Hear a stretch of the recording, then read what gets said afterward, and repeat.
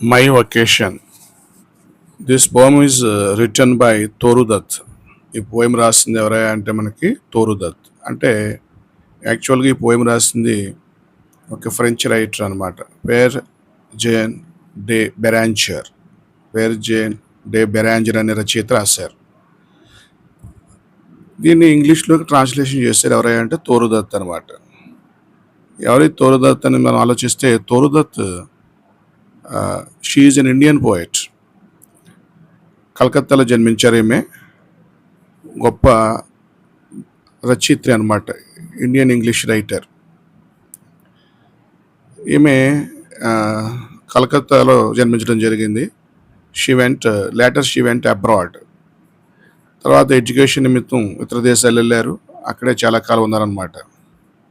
She wrote both in English and French. ఆమె ఇంగ్లీష్లోనూ రాశారు, ఫ్రెంచ్లోనూ రాశారు. ఫ్రెంచ్లో రాసినటువంటి ఫస్ట్ ఇండియన్ అనమాట ఆమె. She has that credibility and reputation. ఆమెకు ఆ పేరు ప్రఖ్యాతులు ఉన్నాయన్నమాట. And one more important point is that especially ఆమె రాసినటువంటి అంటే ట్రాన్స్లేషన్ చేశారు ఆమె. యాక్చువల్గా ఎవరు ఈ పోయం రాసింది ఎవరు మనకి? పేర్ జేన్ డి బెరాంచర్. ఈ రాసినటువంటి పోయంని ఆమె తన ఇంగ్లీష్ లాంగ్వేజ్లోకి ట్రాన్స్లేషన్ చేశారు, ఈ ఫ్రెంచ్ పోయంని. ఇది యాక్చువల్గా అయితే ఏంటంటే ఫ్రెంచ్ పోయం అనమాట. మా వొకేషన్ అని చెప్పేసి ఇది ఒక ఫ్రెంచ్ పోయం. ఇది ఇంగ్లీష్లోకి ట్రాన్స్లేషన్ చేశారు ఏ పేరుతోటి? మై వొకేషన్ అనే పేరుతోటి. The central theme idea of the poem. అసలు ఈ యొక్క పోయం యొక్క సెంట్రల్ ఐడియా ఏంటంటే, మెయిన్ పాయింట్ కాన్సెప్ట్ ఏంటంటే, every person has a special duty or purpose in life. ప్రతి మనిషికి కూడా జీవితంలో ఒక ప్రత్యేక బాధ్యత, ఒక ఉద్దేశం, ఈ జీవితానికి ఒక మీనింగ్ అనేది ఉంటుందని చెప్పేసి ఈ పోయం తెలియజేస్తుంటుంది అనమాట. గాడ్ మనకు ఒక దిశ అనేది నిర్దేశించబడి ఉంటుందని చెప్పేసి దాని ప్రకారం మనం డ్యూటీని చేసుకుంటూ వెళ్ళిపోవాలన్నమాట. అది తర్వాత మనకి పోయంలోకి వస్తే, suppose we take the poem. ఇందాక మనం చెప్పుకున్నట్టుగా ఇది ఒక ట్రాన్స్లేటెడ్ పోయం అనమాట. ఒరిజినల్ పోయం ఏంటిది? ఇట్ ఈజ్ యాక్చువల్లీ మా వొకేషన్. మా వొకేషన్ అనే ఫ్రెంచ్ పోయంని ఇంగ్లీష్లోకి ట్రాన్స్లేషన్ చేయడం జరిగింది. ఈ ఫ్రెంచ్ పోయం మా వొకేషన్ అనేది రాసింది ఎవరంటే Pierre Jean de Beranger. Okay, first stanza చూద్దాం. A wife on this earth. A wife on this earth అంటే ఒక యాక్చువల్గా ఎటువంటి గుర్తింపు లేనటువంటి, ఎటువంటి విలువ లేనటువంటి ఒక వ్యక్తి అనమాట. పోయిటెస్ అంటే రచయిత ఏం చెప్తున్నారంటే మనకి ఫస్ట్ స్టాంజాలో ఫస్ట్ లైన్లోనే తనకి ఎటువంటి గుర్తింపు లేదని, నిరాదరణకి గురైనటువంటి వ్యక్తిగా చెప్తున్నారు. ఈ భూమి మీద తనకి ఎటువంటి గుర్తింపు లేదు, అదే తనకి ఎటువంటి రికగ్నిషన్ లేదు, తనకి జీవితంలో ఏ విధంగా అంటే ఇంపార్టెన్స్ లేదు. అంటే తనకి డబ్బు, ఇల్లులు, హౌస్ ఇలాంటివి ఏమి కూడా అంటే పెద్దగా రిచెస్ లేనటువంటి వ్యక్తి, గుర్తింపు లేనటువంటి వ్యక్తి ఈ భూమి మీద. Sick, ugly and small. అలాగే ఆమె తోరు దత్ గారు 21 సంవత్సరాల వయసులోనే చనిపోతారనమాట, ట్యూబర్క్యులోసిస్, క్షయ అనే వ్యాధి వల్ల. అందుకే ఏమి చెప్తున్నారు ఆమె? Sick, ugly and small. చిన్నగా ఉంటారు, అంత అందంగా కనిపించరు, అనారోగ్యంగా ఉంటారు. Contemned from my birth. చిన్నప్పటి నుంచి కూడా కంటెమ్డ్ అంటే నాట్ కన్సిడర్డ్ అనమాట. చిన్నప్పటి నుంచి కూడా ఆమెని గుర్తింపు అనేది లేదు, ఎటువంటి విలువ అనేది లేదనమాట. అంటే సమాజంలో ఆమె అలా పెరిగారనమాట. And rejected by all. ఎవరికి వద్దు అన్న వ్యక్తిగా, అన్వాంటెడ్ పర్సన్గా ఉండడం జరిగింది. From my lips broke a cry. ఎప్పుడైనా ఆమె లిప్స్ బ్రోక్ అంటే ఎప్పుడైనా మాట్లాడడం అంటూ జరిగితే ఎప్పుడు కూడా అందులో నుంచి మనకి ఏమనిపించింది అంటే ఆ మాటల యొక్క సారాంశం బాధే అనమాట. సారో అనేది ఎక్కువగా బాధ, ఏడుపు అనేది కనిపించేది. సచ్ యాజ్ యాంగ్విష్ మే రింగ్. ఆ బాధ, ఆ యొక్క జీవితంలో ఎదుర్కొన్నటువంటి సమస్యలు ఇవన్నీ కూడా యాంగ్విష్, మనోవేదన ఎక్కువగా ఉండేది.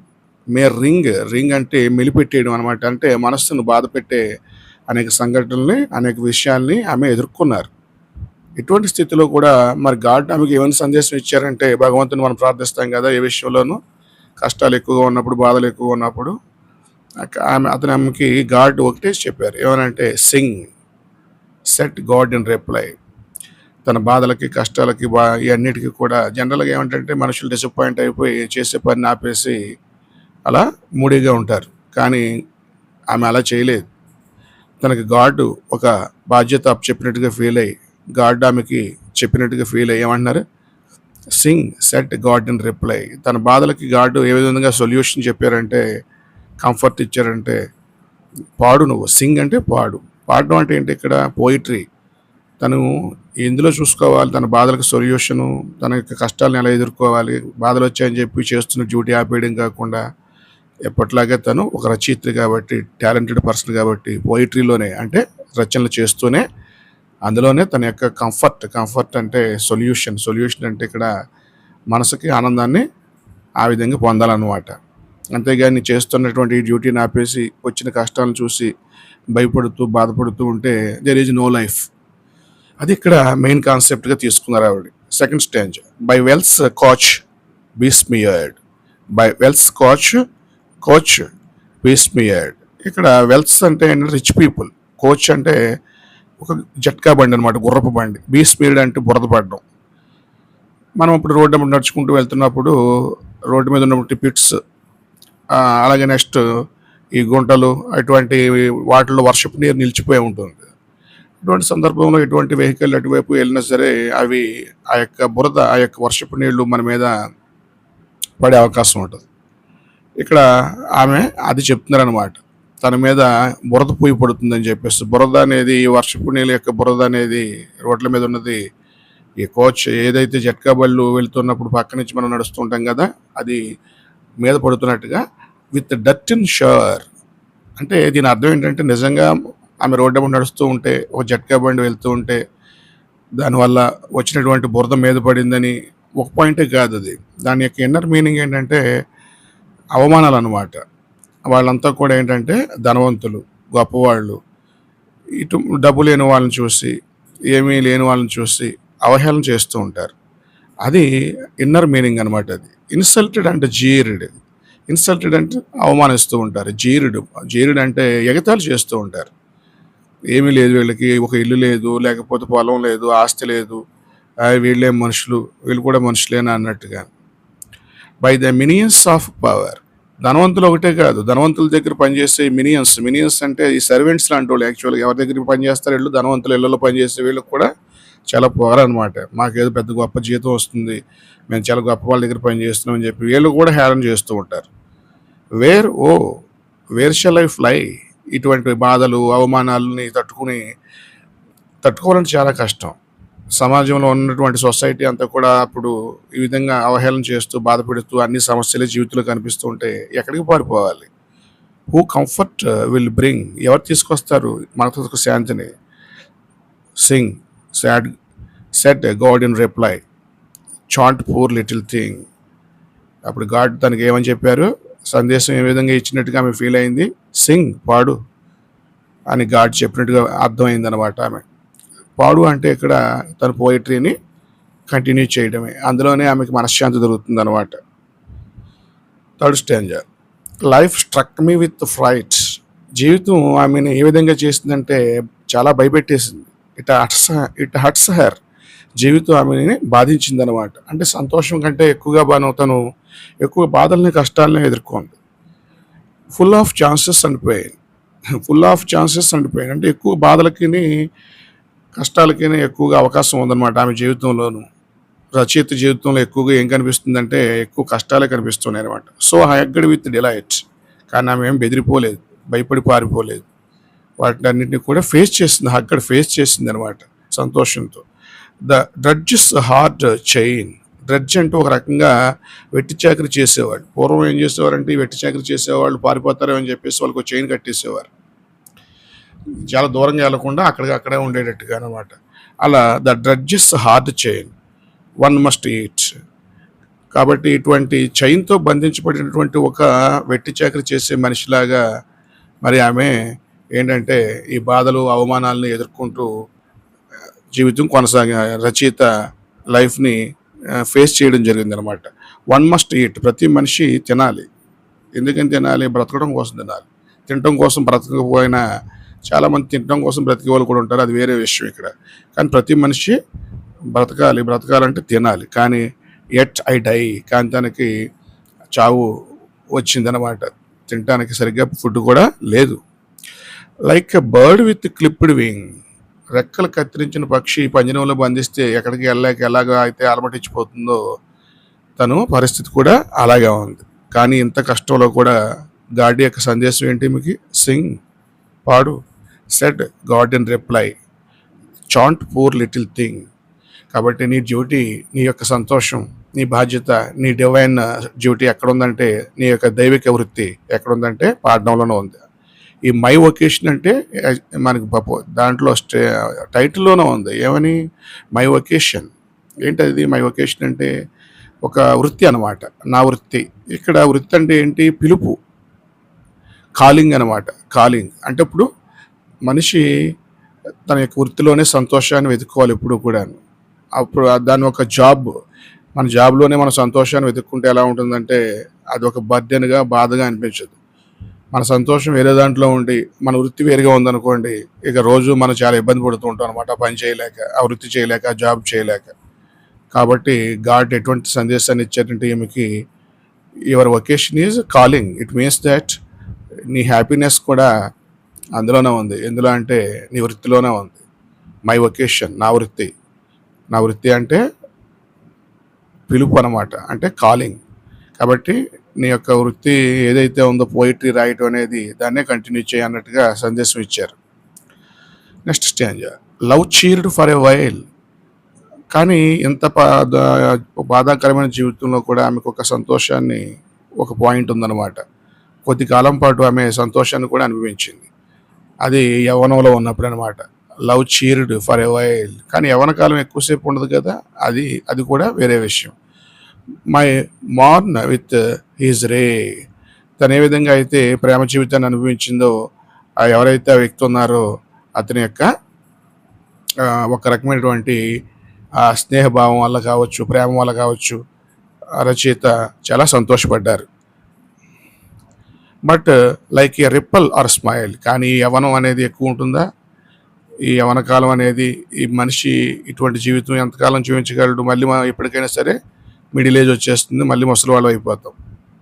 మనిషి నవ్వినప్పుడు ఎంతసేపు ఉంటుందో నవ్వు యొక్క కాలం. అలాగే ఒక సరస్సులోకి మనం ఒక రాయి విసిరామనుకోండి, రిపల్స్ వస్తాయి కదా, తరంగాలు. అవి ఎంతసేపు ఉంటాయి? అంటే జీవితం క్షణభంగురం అని చెప్పినట్టుగా ఈ యొక్క సంతోషం, ఈ యవ్వనం, ఇవన్నీ కూడా చాలా జస్ట్ ఒక స్మైల్, ఒక లిప్తకాలం పాటు అనమాట. లిప్తకాలం పాటు అంటే చాలా తక్కువ కాలం మన జీవితంలో. భగవంతుడు ఇచ్చిన ఈ 100 సంవత్సరాల కాలంలో మనం ఈ యొక్క యవ్వన కాలంలో అనుభవించే సంతోషం అంతా కూడా చాలా తక్కువగా అనమాట, తక్కువ. మా యూత్ పాస్డ్ అవే. ఆ విధంగా తన యొక్క యవ్వన జీవితం అంతా కూడా గడిచిపోయింది. నౌ నియర్ బ్యూటీ ఐ సై. గడిచిపోయినటువంటి ఆ యొక్క ఏదైతే ఉందో ఆ యవ్వనం, ఆ సంతోషం, ఆ అందం, ఆ ఆనందం అంతా కూడా మనం ఇప్పుడు అన్నీ పోయాయన్నమాట. ఐ సై, నిట్టూర్పు వస్తుందన్నమాట అవన్నీ గుర్తు చేసుకుంటే. అయ్యో అవన్నీ గడిచిపోయినాయే అని. But flood is the spring. ఆ వసంతం అంతా వెళ్ళిపోయింది. స్ప్రింగ్ అంటే వసంతకాలం. ఎప్పుడైతే ఆ వసంతకాలం వెళ్ళిపోయిందో, జీవితంలో వసంతం అంటే ఏంటి? ఇక్కడ సంతోషం, ఆనందం, ఆ యవ్వన కాలం అది గడిచిపోయింది. మళ్ళీ మనిషి మామూలు స్థాయికి వచ్చేస్తారనమాట తర్వాత. కానీ అప్పటికి కూడా గాడ్ తనకి ఏమైనా రిప్లై ఇచ్చారు? Singh, said God in reply, chant poor little thing. ఎప్పట్లాగే నువ్వేం చేస్తావంటే, నీ యొక్క డ్యూటీ ఏంటంటే పోయిటరీ రాయటమే. పోయిటరీలోనే నీకు సంతోషం ఉంది, పాడు. నీ యొక్క జీవిత సమస్యల్ని తెలియజేస్తూ ప్రపంచానికి మెసేజ్ ఇవ్వు అన్నట్టుగా ఫీల్ అయ్యారు ఆవిడ. All men have, last stanza, all men have a task. ప్రతి మనిషికి ఒక డ్యూటీ ఉంటుంది, ఒక బాధ్యత ఉంటుంది. And to sing in my lot. నా డ్యూటీ ఏంటంటే, and sing is my lot. And to sing is my lot అంటే, and to sing is my lot అంటే నా డ్యూటీ ఏంటంటే, రచయిత ఏం చెప్తుందంటే, నా డ్యూటీ ఏంటంటే పోయిటరీ రాయటమే. No meed from men I ask. కానీ ఇలా రాస్తున్నందుకు నేను ఎవరి దగ్గర నుంచి మీడ్ అంటే ఎటువంటి ప్రతిఫలం అడుగుతులేదు, డబ్బేం అడగట్లేదు నేను. But one kindly thought. కానీ ఒక్క ఉన్నతమైనటువంటి ఆలోచన చేయమంటుంది. అంటే మనుషుల్ని గుర్తించమంటుంది. మనుషుల్ని, ఎదుటి వాళ్ళని తక్కువ చేసి మాట్లాడకుండా, డబ్బు లేకపోయినప్పుడు కూడా వాళ్ళందరినీ కూడా ఒక వ్యక్తిగతంగా అవమానించకుండా అందరినీ గౌరవించమంటుంది. My vocation is high. నా యొక్క వృత్తి ఏమీ తక్కువది కాదు. ఏమిటి మీ వృత్తి? పోయిటరీ రాయటం. అది చాలా బాధ్యతతో కూడుకున్నది, గౌరవప్రదమైంది, ఉన్నతమైంది కూడా.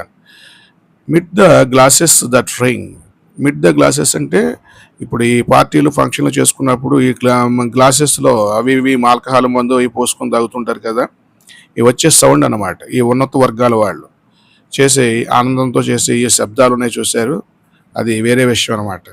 కానీ అలాంటి చోట ఈమె పాడిన, తను అటువంటి ఉద్దేశంతో పోయిటరీ రాసిన ఇలాంటి వ్యక్తుల గురించి, కానీ ఇలాంటి ఉన్నత వర్గాలంతా కూడా ఆ రోజు సమాజంలో అప్పుడే కాదు ఇప్పుడు కూడా తక్కువ వాళ్ళని, డబ్బు లేని వాళ్ళని అవమానిస్తూనే ఉంటారు. కానీ అవన్నీ చూసి మేము ఎప్పుడు కూడా బాధపడదలుచుకోలేదు. ఎందుకనంటే గాడ్కి ఒక సందేశం ఇచ్చారు. Still comes that reply, chant poor little thing. ఆ సందేశం ఏంటంటే find your comfort in poetry. నీ యొక్క డ్యూటీ ఏంటంటే సత్యాన్ని, జీవిత సత్యాల్ని, కష్టాలని, బాధల్ని వివరిస్తూ ఒక మెసేజ్ కింద ఎప్పటిలాగే నువ్వు పోయిటరీ రాస్తూ అందులో సంతోషాన్ని ఎదుర్కోమన్నారు. అదండి పోయం. ఈ మై వొకేషన్ అనే పోయం అలా ఉంది. రచయిత్రి రాశారనమాట. యాక్చువల్గా అయితే ఈ పోయం రాసింది ఎవరు? మనకు ఒక ఫ్రెంచ్ రైటర్ పేరు జేన్ డి బెరాంచర్. ఈయన రాసినటువంటి ఈ పోయంని ఇంగ్లీష్లో ట్రాన్స్లేషన్ చేశారు. కానీ ఇక్కడ ఒక విషయం మనం అర్థం చేసుకోవాలి. ఏంటంటే ఈ ఒరిజినల్ పోయం అని చూసారా, మా వొకేషన్ ఎవరు రాశారు? ఫ్రెంచ్ రైటర్ కదా. ఆ రైటర్ గారు కూడా ఇలాంటి సమస్యలతోటే, జీవితంలో అవమానాలతోటి ఎదుర్కొన్నారు. ఆయన కూడా ఎన్నో బాధలు అనుభవించారు. అందుకే ఈమె ఆ పోయంని తన యొక్క పర్సనల్ లైఫ్ని రిఫ్లెక్ట్ చేయడానికి ఈమె ఆ పోయంని ఉపయోగించుకున్నారనమాట. ఈ ఇద్దరు రచయితల జీవితాల్లో కూడా ఇటువంటి సంఘటనలు జరిగాయి కాబట్టి మనకి సిమిలారిటీ కనిపిస్తూ ఉంది. Okay, if you like this video, ఈ వీడియో కనుక మీకు నచ్చినట్టయితే లైక్ చేయండి, షేర్ చేయండి, కామెంట్ చేయండి. లైక్ చేసినట్టయితే మనకి యొక్క వీడియో ఎక్కువ మందికి యూట్యూబ్ షేర్ చేయడం జరుగుద్ది. అలాగే మీకు ఏమైనా డౌట్స్ ఉన్న పోయంలో కామెంట్ రూపంలో తెలియజేయండి. Thank you.